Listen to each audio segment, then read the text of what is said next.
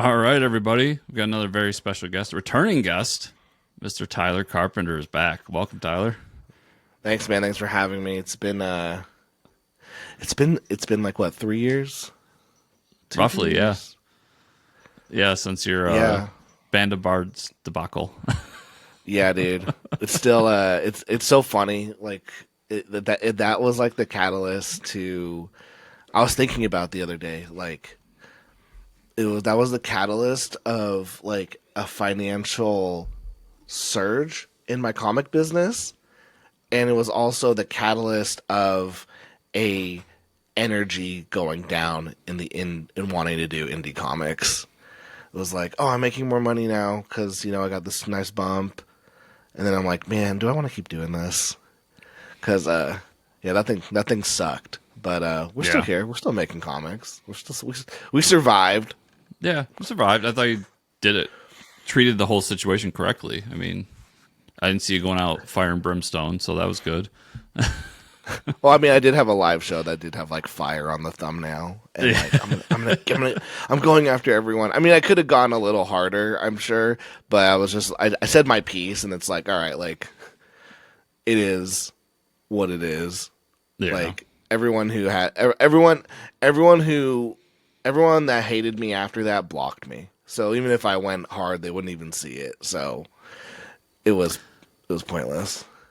I found too, even like in these communities, the people who quote unquote hate you and then will say something, but then, or maybe just block you or just ignore you or whatever, and then turn around and I find them emailing me like, "Hey, can I come on the show?" Oh, dude, It's like, okay.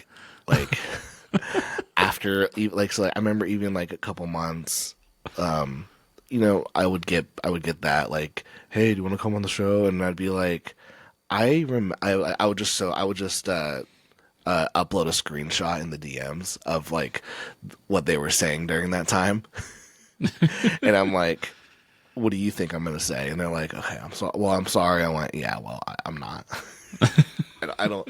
Yeah, I had so many, and it's funny because a lot of them are in, are in communities that like I would be a part of, and like we'd interact, and I'm just like, I haven't forgotten. I haven't forgotten. But nah, we're past it. We're past it. Yeah, and you're still doing great. I mean, I see a lot of great books still coming out from you. You're still publishing other people's work too, right? No, No? just my own now. Okay, because the Super Plumber Bro or Sisters was somebody else's, right? No, that was mine. That was yours? That was mine. Okay. Yeah. Like, yeah, that was the first one that like I started doing. Like, I'd bring on another artist. That's what it was. Yeah.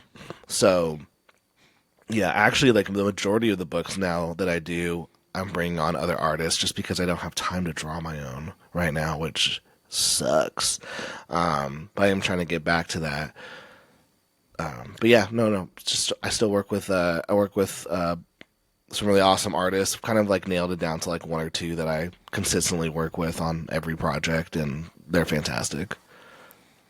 Is Girl with the Mega Fist still going on?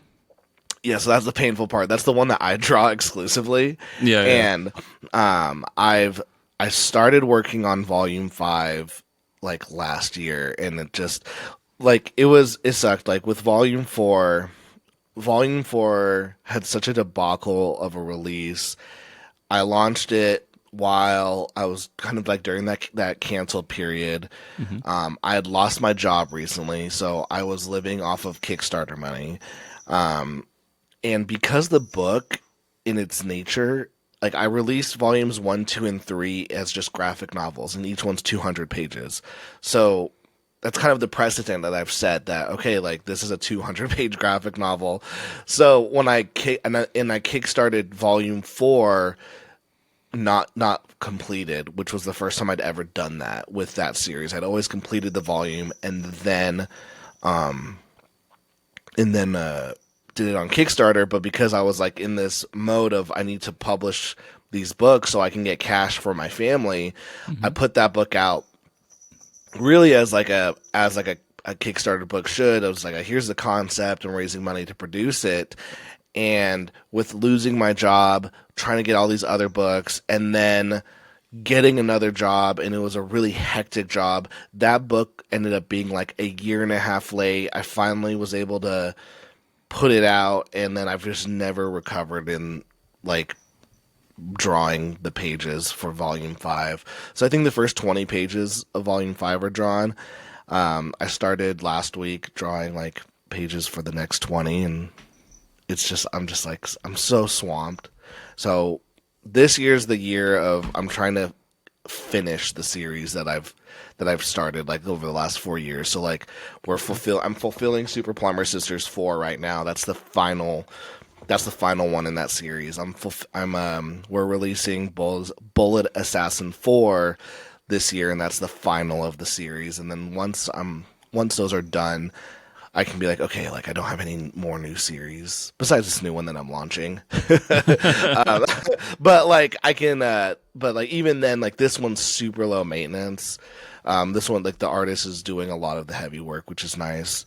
Yeah, but Girl with the Mega Fist, it's the one that I draw. It's the one I write and draw exclusively. I really want to get back to that.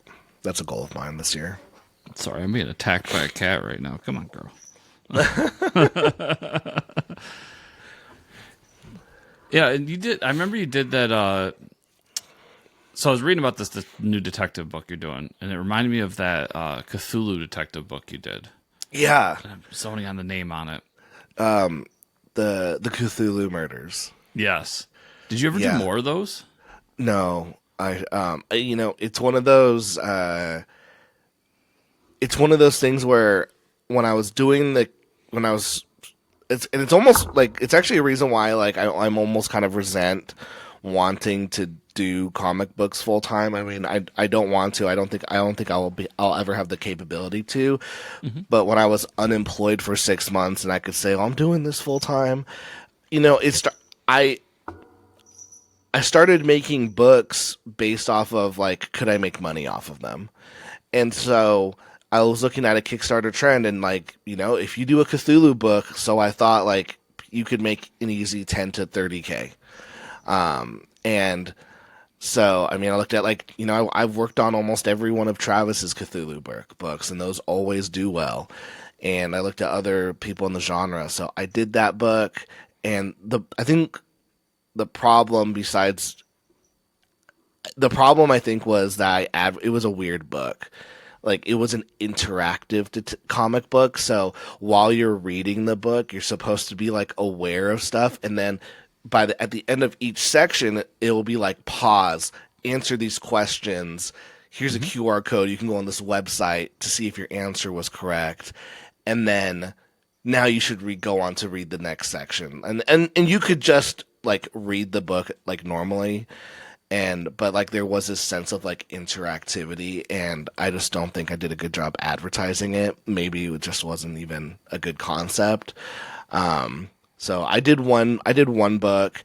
The book ends with the crime, quote unquote, solved, with a door to open if we wanted to do more. Yeah, I remember because I got that. I believe it's on my shelf right now, and I actually really like the idea. I like the idea of trying to go a little bit more interactive with our comics, doing something more. I mean, I think of. So I'm reading that AWA Oz book right now, and they have like QR codes that kind of dive you deeper into the world beyond what the story's telling. I think of the book No One that Image Comics did, where after each issue they released a podcast inside the world. Oh yeah.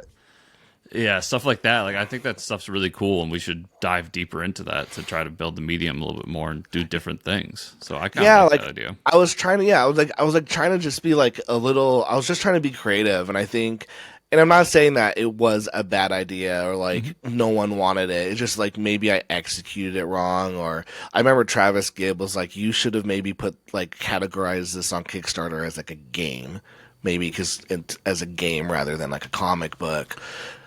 But also like it wasn't a success. I made my money back on the book, which is like thank God.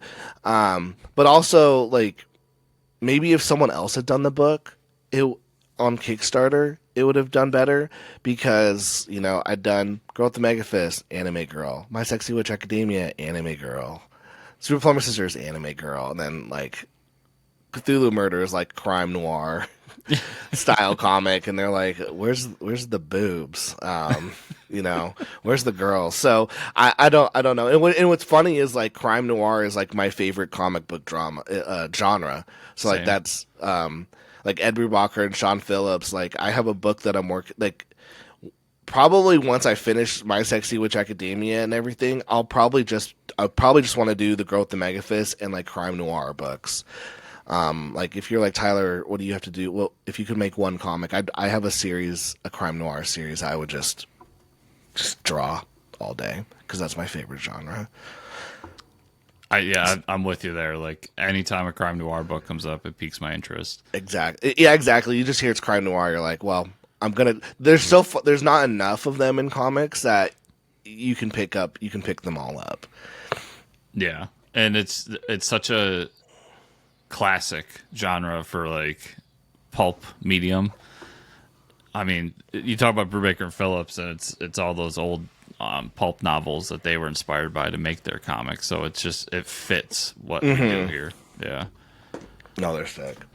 Is that where Finding Clues with Detective Blue comes from? Because that has kind of a crime. It has crime right in the title.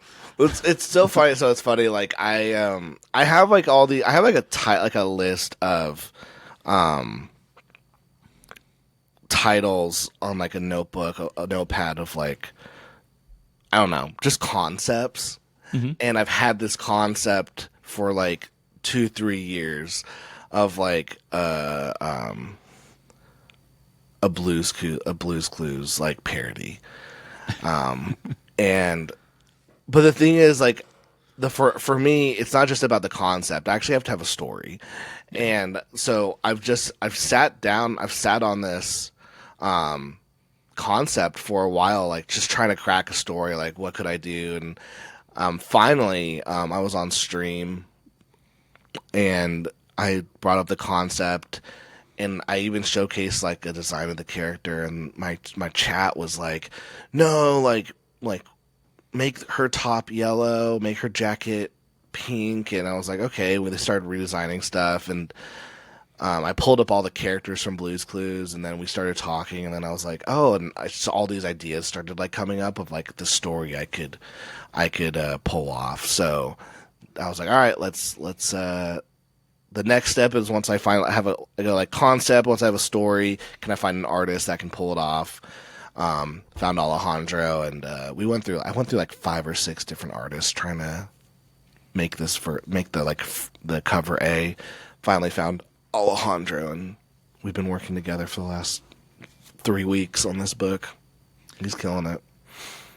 Do you feel like your niche of, like, doing kind of the manga style black and white comics has been beneficial to the fan base, like the growth you've seen? Maybe. I hope so. I think I'm really grateful that I can get away with doing black and white comics. Like, there's not a lot of Kickstarters, I think, that do well that also are black and white. Yeah. Granted, like, there's that new one out by, like, Matteo Scalera, but he's, like, a beast, so that doesn't count. He's, like, a god artist. So yeah, I think it helps. I think it's a way to give people who like comics, who like manga, like, an in between. Because, like, those books, like, once we compile them, like, they would just look like any other manga book that you would pick up. But you're getting them in floppy, so there's this, like, weird, like, I'm also getting them in comics format. So I don't know. I think people like it. I'm always shocked when we fund, and I'm always shocked when we finish a Kickstarter and it's funded and it's done, and then, I could make $1,000 on a Kickstarter and just be like, wow, I can't believe I did another one. Like, I can't believe we got this far. So, for all I know, Chris, this one tanks, and I jump on and I go, yes, I don't think they're working anymore, Chris. I don't think black and white comics with anime girls are working anymore. But no, I think I have a strong 100 to 200 solid backers who are like, I'll buy Tyler's stuff. Who are very patient with me. I'm very open about like my life and what like is going on. Like this book right here is unfortunately like 4 months late. And you know, I've told my backers like what's gone on with my life with the last like 6 months, and they're like, "Holy shit! Like this makes a lot of sense." And they're very forgiving, they're very patient.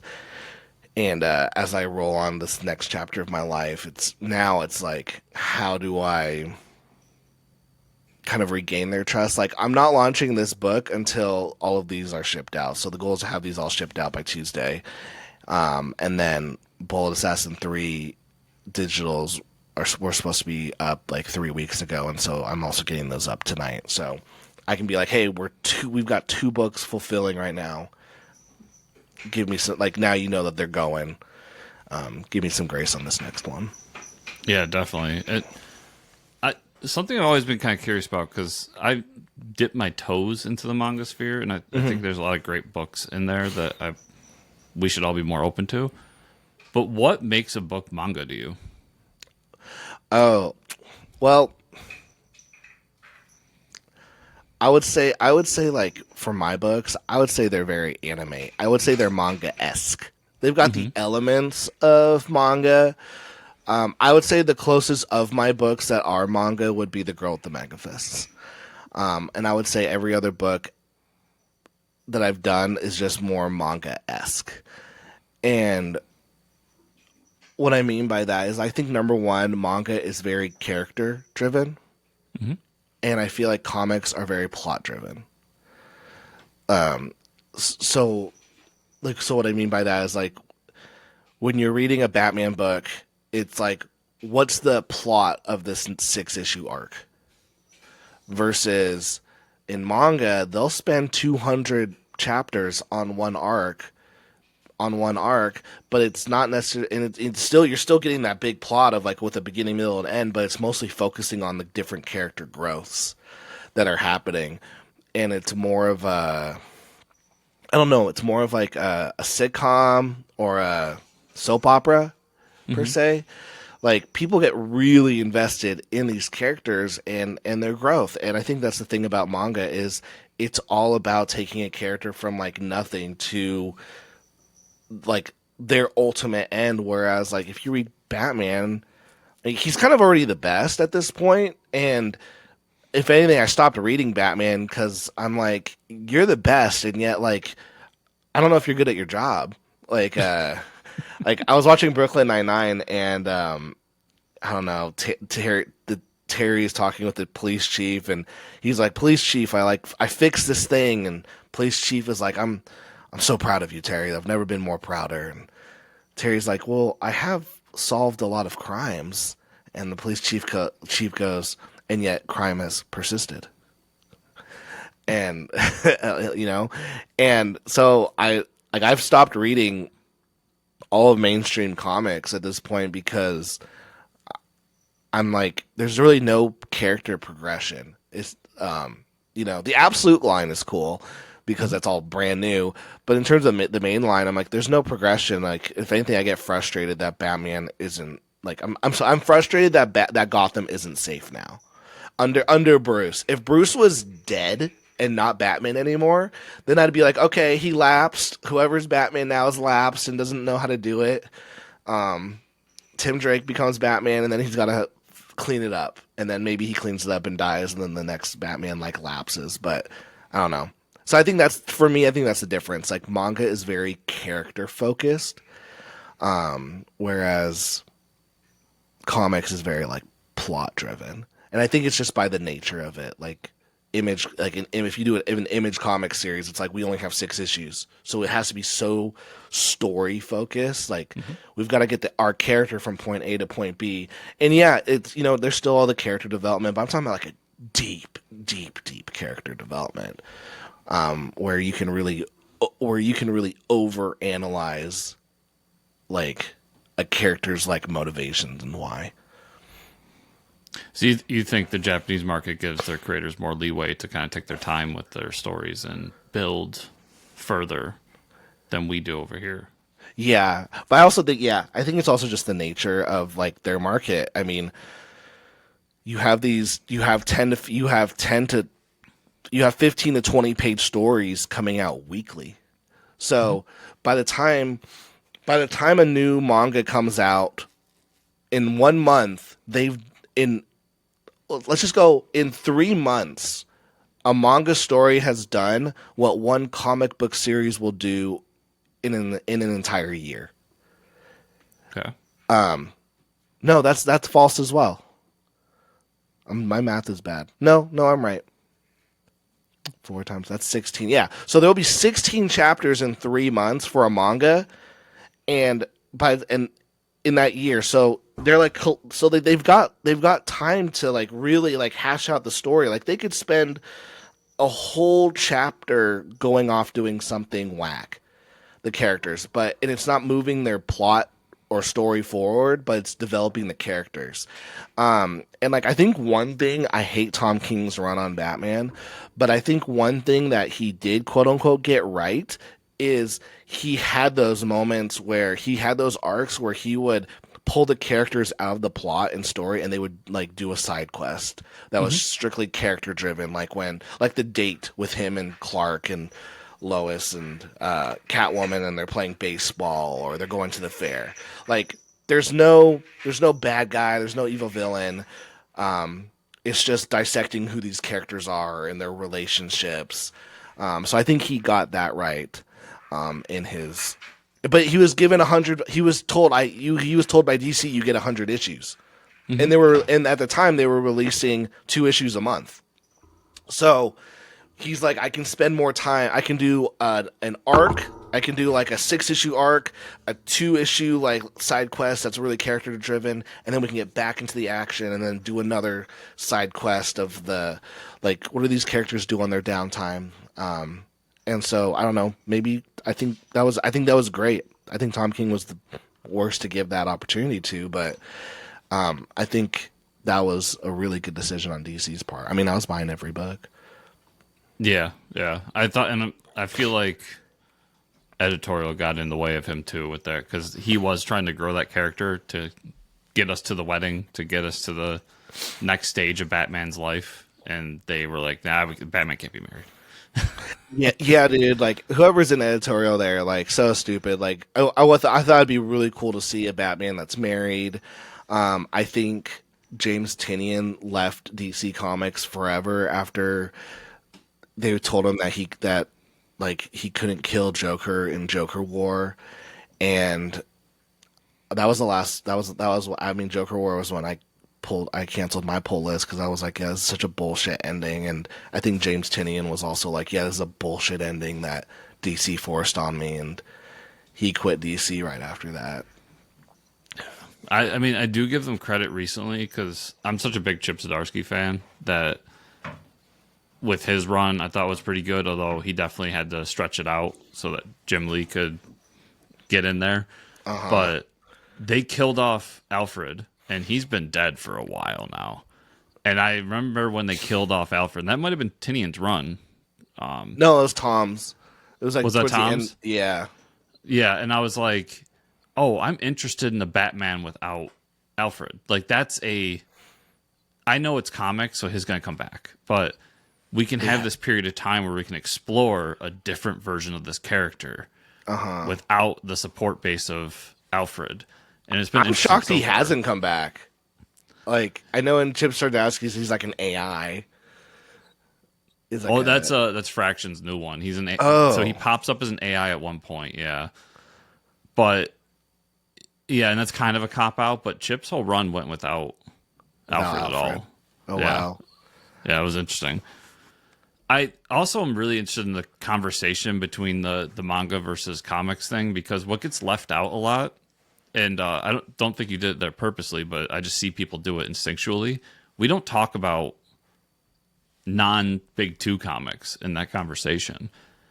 And I wonder why more manga fans don't it's got. I mean, we know the reason, but why more manga fans don't go towards the Image comics, the Boom, the the non IP driven comics, and see that as an alternative as well. Do you have any inclination in what you think? I don't know. It's what's so funny is I'm the fakest like right now. Like I haven't read a new manga in like over 4 months.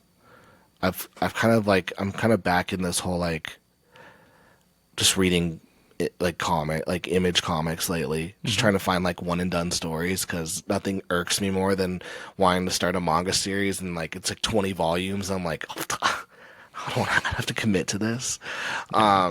So I don't know. I wonder if it's just that I don't know. Like it's possible that maybe it's like a lack of diversity in even our stories.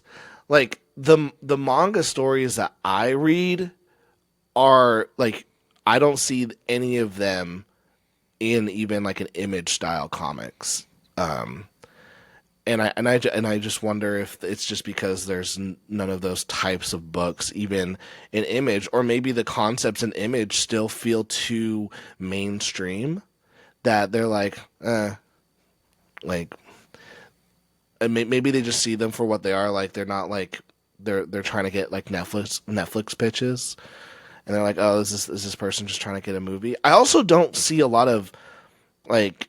I haven't seen a lot of like recent Image books like popping off, personally, and I might just be like, it's very possible I'm just very out of the loop. Like the only one that I've seen recently that like has tickled my interest is like some gambling one that's coming out soon. But I don't know, and yeah, maybe it's just that. Also, okay, also, I have a better answer for your question. Comics has done a really bad job of the digital aspect. A lot of manga and just fans who read manga and manhwa, which is the Korean versions of Korean comics, they all read digital. And comics has done a really piss poor job of creating digital libraries. I mean, the best app currently to read digital comics, in my opinion, is Global Comics. But even then, you can buy the subscription. You still have to purchase the digital comics on there. Whereas, for $3.99, the Shonen Jump app, I can read every series for free. And for, $2.99, I can, for other apps, I can read all the series for free. And with Webtoons, it's a free app and I can read every series for free. And so when you've trained an audience base to go, how come I have to pay $9.99 for Global Comics plus I have to spend $1.99 on each issue after that? It just doesn't fly with that type of fan base. Like the manga fan base is, let me read the chapters for free, and if I like it, I'm going to buy the book. I'll buy the physical copies. And I know that because I read, like, for example, I read all 300 plus chapters of Dragon Ball Z, was like, that was really cool. Don't really care afterwards. And then I read all 200 chapters of The Promised Neverland on the Shonen Jump manga app, was like, this is the best thing I've ever read. I bought the $200 box set. I bought an anime figurine. I have like a t-shirt. I've got some like other stuff. So I think that's another thing is with manga and anime, like there's an ecosystem where it's not just about the book. It's really about the IP. So can you make an IP off of a 6-issue Image Comics like miniseries? Probably not. And so the comic book creators are like, I have to make all my money off of this 6-issue comic book series, and hopefully I make all the money on the trade, and then the fingers crossed that they get their stuff into Hollywood. And it's the same. It's the same kind of ecosystem in manga, except they've kind of reversed it, where they go, hey, like if we can get a big enough readership on the manga for free, then they'll watch the anime, and then they'll buy the video game, and then the t-shirts and the figurines, and they're playing that long game. And if you think about it, that was what Marvel and DC had during like when the comics were 25 cents. You know, we can get these kids into the comic books for 25 cents, and then we'll build up these IPs. I mean, you know, Warner Brothers is making more money off of Batman mugs than the comics, and that's what the power of IP is.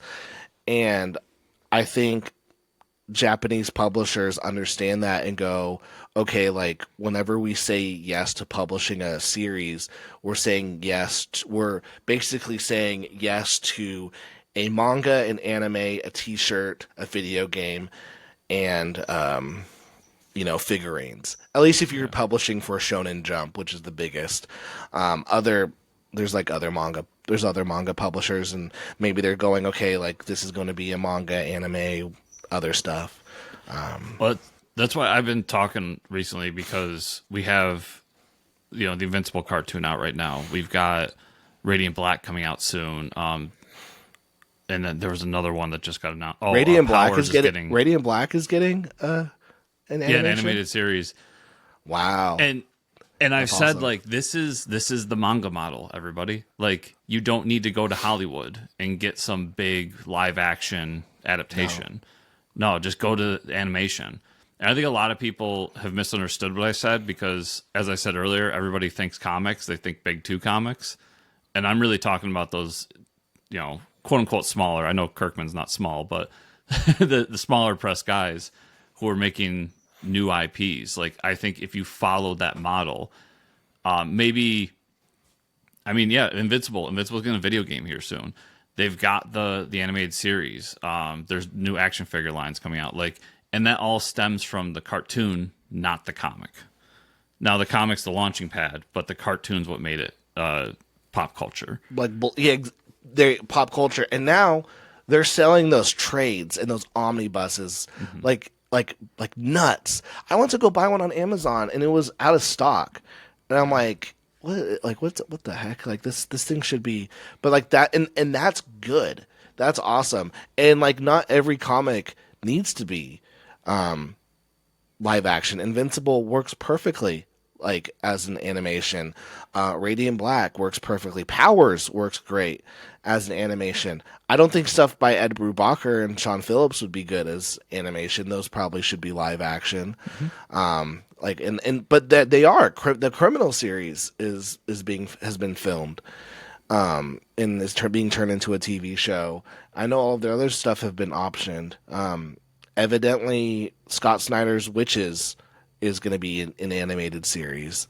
I'll see it when I believe it. I really like that series, and nothing came of it. And those things, it doesn't mean that those things can't eventually become live action as well. I mean, correct. I know it's kind of not seen greatly, but we've seen a lot of these animes go from manga to anime to a live action adaptation of it. There's good and bad to that. I know a lot of people like that One Piece live action, but not so many people like the Death Note one. It doesn't mean that you're, just because you go the animation route doesn't mean that you're stuck there. Like, if it's popular, why couldn't we have an Invincible movie one day? Maybe it's good, maybe it's bad, but you've seen success, you've seen it become pop culture. Somebody's gonna give you money to try it down the line.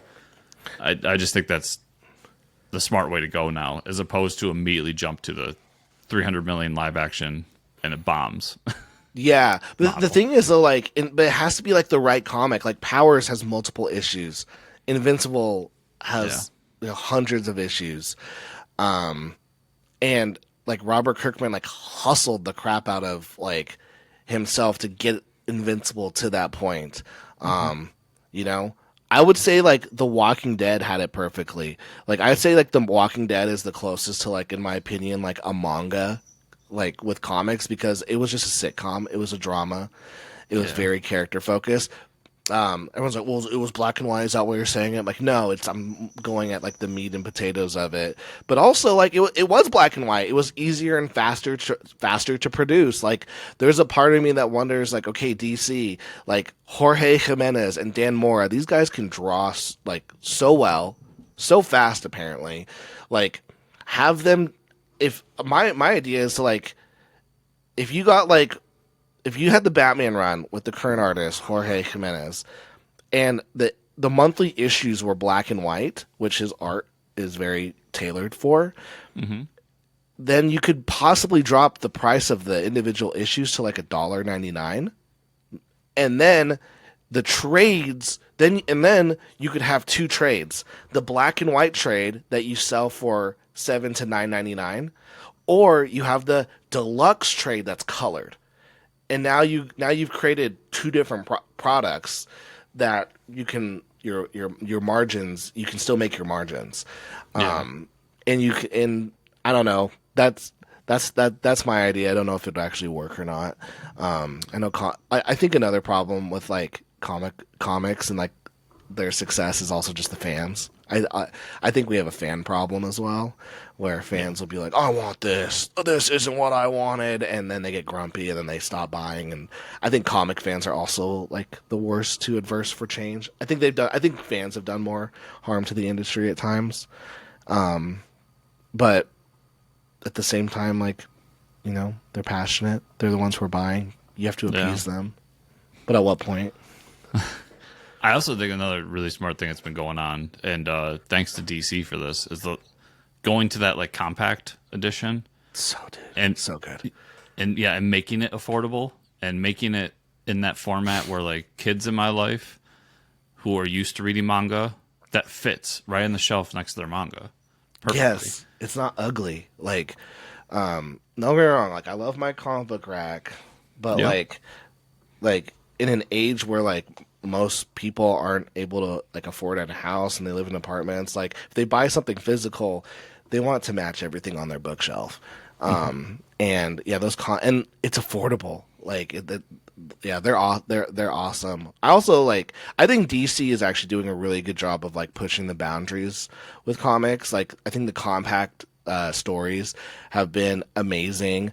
I'm actually shocked how many of them I buy and I already have the book, but I'm like, I want it in this format. Marvel's trying to do it.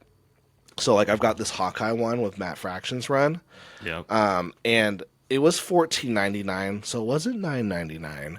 It was $14.99. So like, it was still good. It was still a good price, and I still bought it because the whole run was in there. But also, I think their Absolute line is showing that like people like these characters, but they want something new, like very new. Yeah. The problem, like we were talking about this with like the whole Alfred being dead and whatnot. Like, there's no surprises for me right now in the mainline Batman. Like, it's just frustration. Why is Batman's the best? Why hasn't he beat Two-Face yet? Why hasn't he beat Joker? And then there's all these like, then they have to like give you all these stupid reasons of why, and they make no sense. Whereas with the Absolute line, you're like, okay, I really like, you don't know who these characters are anymore. You don't know the power levels, and so everything actually feels surprising and fresh, and you're excited to get the next issue because you really have no idea. And I think that's why that's why the Absolute line is doing so well. Is it's people are excited about it. The designs, like that Two-Face design, that's an anime guy, dude. And it's the same thing that Marvel did years ago with the Ultimate line. Like, I think DC went more on a different direction with it, but it's people want their version. Like, when they did the Ultimate line, they did Ultimate Spider-Man. That's Ultimate Spider-Man #1. You're getting this new version of Spider-Man with his origin and everything, and you're in the ground floor. And I think it's underestimated how many people want to be on the ground floor of something, especially when it's good. Yes. Because that's why there's always that meme of like when you want to start comics, where do you start? Which number one do you start off with? And then there's the joke, and then everyone's like, well, with manga, I just go to Naruto Volume 1. And but really, like, people want to get in on the ground floor, but they also want it to be a fresh slate. Yeah. And like, I remember, like, for me, I got into comics during the New 52. So when they Same. restarted the whole line, yeah. So like, we're the success stories of the New 52 bringing in new customers. But at the same time, it wasn't necessarily a fresh slate because they still had all the history. It was still like, Batman still had all the Robins. And it made no sense how he got them in 5 years, according to their timeline. But he did. But even then, like, it was fresh enough to make me like get into comics. But I think now, with manga, I don't want a number one that's really just a marketing incentive to get me to start.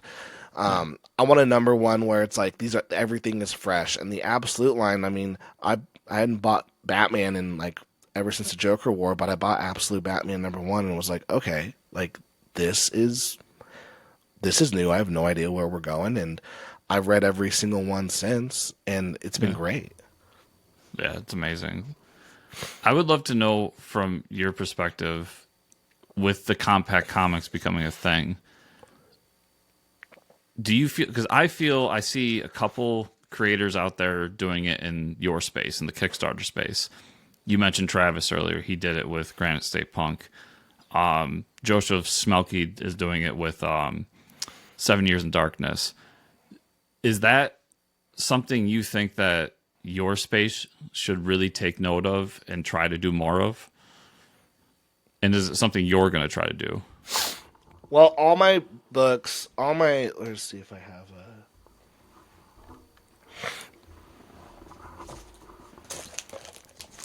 just open this one. So like all my graphic novels, all my collected editions. So if this is like a compact Marvel book, this is what mine is. So it's a little bigger. And then if you grab like the Promise, I think your Cthulhu book was a little bigger than a compact. Yeah. So my Cthulhu book is this size. Yep. This is a compact, and then this is a manga. So, all of my books are in this. And the only reason why, I'll be honest, is because with the printer I work with, this format, they print both paperback and hardback at a really good price. So it works out. So I think, so the answer is yes. The answer is yes, because essentially we're not even talking about compact. We're just saying, can you get it to the trade? And trades, the problem with the indie space is getting to the trade. It like for me to produce A Girl with the Mega Fist, which is 200 pages ASMR. There you go. For me to do that, that's just how much time can I spend drawing to put that book out, because I'm an artist. If you're a writer, to get to 200 pages, let's assume that your comics are 20 pages. That's 10 issues. So you have to say, can a writer afford paying an artist 200 pages? That's, thousands and thousands of dollars. And then do they have that money to just fund the book themselves, or they're relying on Kickstarter to fund the books, which means they need to fund their books, and they have to fund 10 of them. And so I think the answer is like, yes, if you should you do a trade paperback for your books? Yes. The question is, can you? And like, that's the difficulty, for the indie scene. If I may add like an addendum to that, I think another problem is, and people are going to push back on me on this one, because if you look at the numbers on Kickstarter right now, it doesn't look like a problem, but I think long-term health of your comic and your growth, it's a problem, is the obsession with getting to the hardback deluxe edition. Oh, and specifically the hardback. Yeah, so deluxe. I see what happens I'm not gonna call anyone out, but there was a series I was really interested in, but I'm kind of done doing the issue to issue It's fair. backing for the most part, just because it's so tough and the numbers are so rough on Kickstarter at this point that financially for me it doesn't make sense.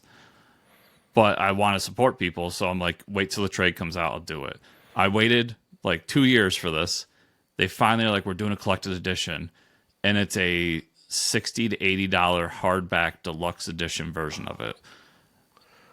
Yeah, And I'm like, where's the trade? where's the paperback? Yeah, where's the $20 to $25 version?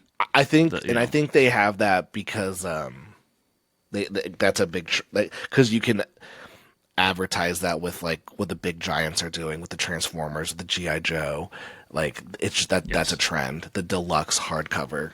I'm actually with you. I wonder if we're thinking of the same book. Well, the last time I checked that book, just to be completely honest with everybody out there, it's funding at like 60 grand. Like financially, Is it like currently out? Is it currently funding? I think it's still funding, yes. Oh, okay. And this creator does it all the time. And I'm not trying to call them out because I love this creator. Like I think they're great for the industry. But I just think I see it all the time where it's like, well, I really am doing these singles so I can get to this deluxe edition. Where I think You missed the we step. need to flip that model and do those to get to the trade to get the profitability. And then if you still have this fan base that wants something deluxe, then you go to the deluxe edition. But here's I the mean- thing, like they could. So if I were to do that, and if I so like full transparency, when I do the Super Plumbers thing, I don't know if I'll do a hardcover. Sometimes I just don't know if you need to do a hardcover. I don't think I would do a hardcover. But if I was them, it's like it doesn't hurt to throw in the paperback though. Yeah. It like to me like it doesn't like and I think you capture more people. You're going to capture the people who are always going to buy the hardcover. And then actually I don't know. I do understand why, because now they're like, if you want it collected, you have to spend $60 to $80. Yeah. And it's almost forcing people at the consumer's hand to do it. I don't know. I'm someone who, if I was to do a hardcover, like I did that with the Cthulhu Murders, like here's the hardcover, but here's also the paperback edition. If you want. I think, not to bring him up like a billion times, but what Travis did with Grant State Punk, so he spent years building this thing up, made the single issues. He did a 2-week campaign for a compact edition. I think it was at like $20 and funded it quick. And now he's got a print run of it.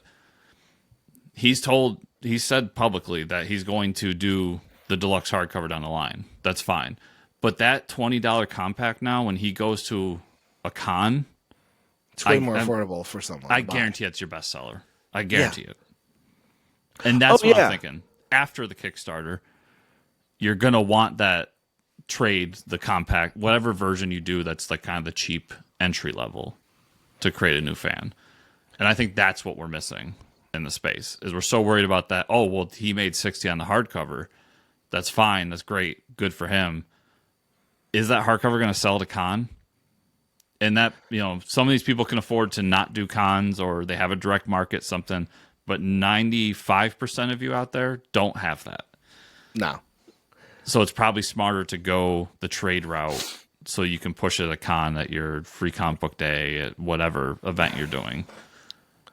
Like, honestly, I think one of the things that helped me get momentum was that my Growth the Megafist trades at the time were $15 for a 200 page. Like it's like I don't think still anyone can beat that price on Kickstarter. $15 for a 200 page trade. There's single issues going for that much now. You see, yeah, and I this cover was $20.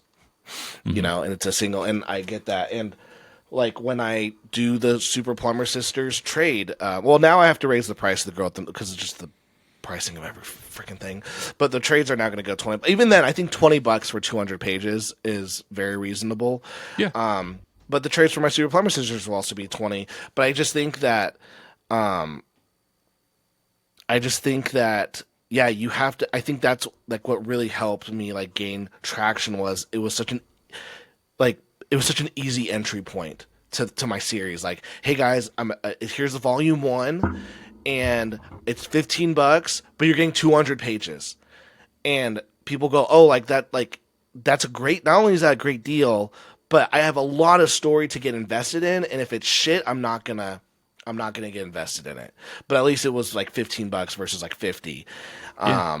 And I mean, nowadays I give away the first volume for free because like I'm confident that if that well at this point you're not gonna buy volume 4 that's 800 pages of a series if you don't like volume 1. That's like, to me, I'm like, there's no, so I just give away for free the volume 1 digitally. I'm like, if you like it, I know you're gonna buy 2, 3, and 4 and onwards. If you don't like volume 1, there's just no point of us doing this dance of me taking your money. And I think people really respect that. And so yeah, I agree. Like with Kickstarters, there's been a couple where I'm like, I really wanted that book, but I'm not putting in $60. And like I've already put in like $60 getting the single issues. Like to me, like if you're a Super Plumber Sisters fan, at this point, if you just did the main level, you've already spent probably $50-$60 to get all 4 issues. And so to me, it's going, okay, they've spent $60. Am I going to charge them another $60 to get them the collected edition? No, it's like that's just me personally. I don't want that. I want them to come back and like almost reward them. Like, hey, here's this. And so like when we do the collected edition, it's going to be $20. It's a $20 graphic novel, but I'm also including an additional like 12 to 18 page like story in there as well. Just be like, hey, like thank you like for sticking around this journey. And I think to me, like all my paperbacks are going to be $20. And I'm still trying to figure out if I can keep growing with the Megafist 15. But I agree with you. Like it's like you have to. The compact editions are there to bring in new fans. I'm in this stage of being an indie creator. I'm still trying to think of how do I bring in new fans. And Chris, like my plan as an indie creator, I'm thinking I'm trying to build into what I want to do in 5 years. Like my goal is to make more money outside of Kickstarter. But at first, my first step is I have to get my books to a trade, and then my goal is then to throw them onto Amazon.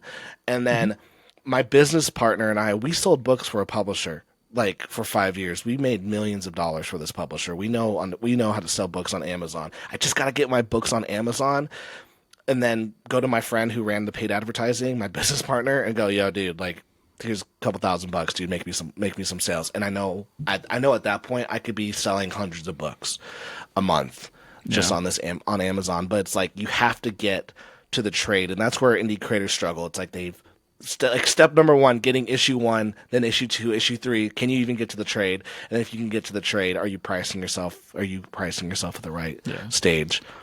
And because I think the deluxe hardcover should be the thing you do a year or 2 after the trade. As like, hey, we did the trade. Now for the Uber fans, here's the big thing to celebrate the thing you love, blah, blah, blah. But you mentioning that, 2 other things that pop in my mind is like a trade, a compact edition is so much easier to like, I have your trade of Super Plumber Sisters and I love it. It's like one of my favorite comics, right?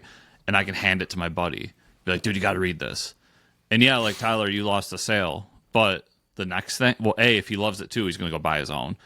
But B, the next thing, he's going to be like, that guy that you gave me that book on, what's he doing now? Well, he's got this book called Finding Clues with Detective Blue on Kickstarter right now. Like, hey, check it out. And also comic shops. I talked to a few local retailers, and I'll tell you with them, at least in my community, the Kickstarter community is like persona non grata just because the pricing is so terrible. And they're like, I can't sell a book that they want to sell it at. But when I bring up people I know who are doing the compacts for like 20 or the trades for 25, they're like, yeah, we could, A, they can make money off that, but B, like they could see their customers buying that. Like you just tell them like, yeah, this is more of an independent venture, so it's a little bit more than the DC compact, but that's what it is. And it's 20 for a trade is not unheard of. Exactly. It's definitely it's an easier sell, and it makes more sense. I mean, I mean, I'm shocked still that when I put out these variants and I'm like, all right, like I always have my base one at either 10 to 12 bucks. But then I'm like, all right, this variant 15, this variant 20. Sometimes I can get a variant up to 50 bucks and I'm still like, that one's sold. That one's still selling.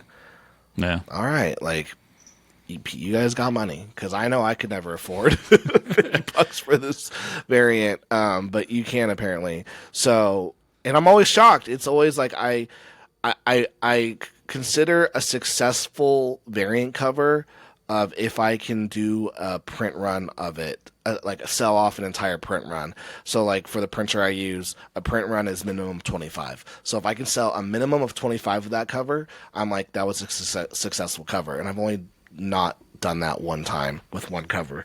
And so I'm like, yeah, I've sold like freaking 50 of this one for 50 bucks. Like, all right, like we'll take that. But also just the Kickstarter market's different. I mean, it's a different, like they're different. They're a whole beast. Like they've got money, they've got disposable income. And I think I go, okay, how can I feed the beast that is the Kickstarter fans? How do I find these new fans? Yeah. How do I find these people who are like, oh, that's like 50 bucks for a variant's too much, but I'll pick up a trade. I'll pick up a trade. How do I do that? Or a digital. Like I get 1 to 3 downloads on my site every day of people buying my digital comics. And they're priced anywhere from 1 to 10 bucks. And so, and that's the power of like social media and like YouTube and, having links to your stuff. Yeah. I never poo-poo anybody getting their money. Like it is what it is. I'm always thinking of growth for these creators. And I think the short-term look at things is, I'll just price it more expensive so I can make my money today. Yeah. And what are you doing afterward? Like, okay, is that hardcover? If you go to a con, are you gonna charge someone $80 for that hardcover? Because that con goer is a completely different person than the buyer at Kickstarter. Yeah, even the single issues. Like, are people at cons spending $20 on an issue? I don't know. I'm not doing it, but I wonder, because I would kind of be like, I don't know, man. But 10 for an independent creator, I would be like, okay, I'll give it a shot. Yeah. I mean, I don't do conventions. The last thing I did was the Antarctic Press like birthday bash. Like first thing that sold from my table was the girl with the Mega Fist trades, just because it's like, oh yeah, trade gone. Yeah. And then the next thing was just like, and after that it was my Super Plumber Sister series, then Bullet Assassin series. But even then, I only brought the main covers, which are $10. So like that's an easier. But hey, this one's 50. They'd be like, no. Well, Tyler, we're coming close to time, so you've been super generous. Let's do a quick pitch. We talked a little bit about it, but Finding Clues with Detective Blue, what can people expect from this series? Jumping on Kickstarter. It should be live when you're listening to this. It's bad, man. It's not a good one. Don't buy it. No, it's a fun one. I've got a motto, like, have a silly goose time. Like, I won't make a book if I don't like it, or if I don't believe in the story, if I'm not having fun with the story. And Finding Clues with Detective Blue is a super fun story. If you're a fan of Blue's Clues, or you grew up with Blue's Clues, you'll see these characters and be like, oh, I recognize them. And so like the story's pretty simple. If you it's not simple. It's fun.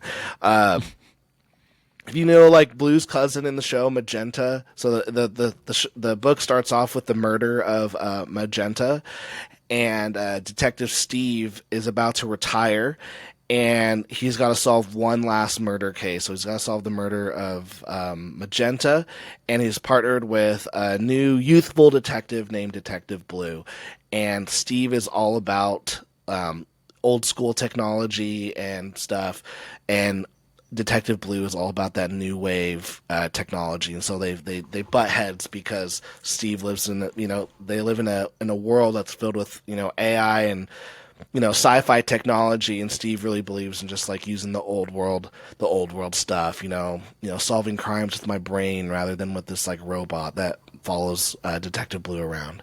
And so they're trying to solve this murder together. They're being hunted by an assassin duo of Salt and Pepper. That's what their names go by. And yeah, they're just trying to find those clues. So yeah, whenever I do a parody book, I don't necessarily parody the series. I just grab the characters and I just throw them like into a story that I want to do. So it's not like, they're looking for the paw prints and for Blue's Clues, or they're not going into like paintings and whatnot. We're not gonna get the male song. We're not gonna get though. I was like, I have to find it because I did write in a notebook of like, here's the mail. It never. I was like, I've got to put this in somewhere. Where do I put it? But no, like we got like Salt and Pepper. Yeah, so we have like Salt and Pepper. The bar that like the bar with all like the really bad like gangsters and assassins that they go into in issue 1 is called the Shovel and Pail bar. So we were able to get those characters in there. You'll meet Periwinkle, the cat, but it's a tech nerd dude that's friends with Blue. And yeah, it's a fun series. It's a 4-issue mini series. We're already 50% of the way completed with the book. So by the time the Kickstarter ends, we'll be done. We'll be done with it, and we'll be able to ship it out on time, thank God. And yeah, you can get all my other series as well on this Kickstarter as well. But yeah, this is the first one of the year, so hoping it goes well. And if not, I'm still gonna be making books. So if it fails, look at me, guys. I'm still gonna be making books. If I make no money, I'm still making books. Very cool. So everybody, if you want to follow Tyler, your social media handles, where can people follow you online? Yeah, probably the best place to find me right now is Twitter. Tyler_C_world. You can also find me on youtube.com/drawntalk. I did just like make a live stream that says this is the end of the channel. I'm making 2 new channels in the next month, and I will, once I have 3 videos on each of those channels, I'm going to post a video on my Draw and Talk channel that says, hey, this is where you can find me now. If you want to come, great. If not, leave me alone. But you know where I am, so that's where I'll be.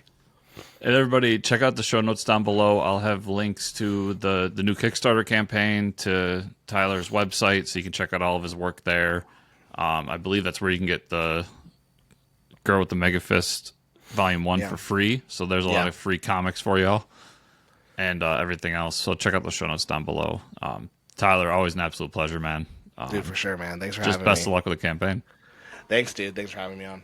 Appreciate it.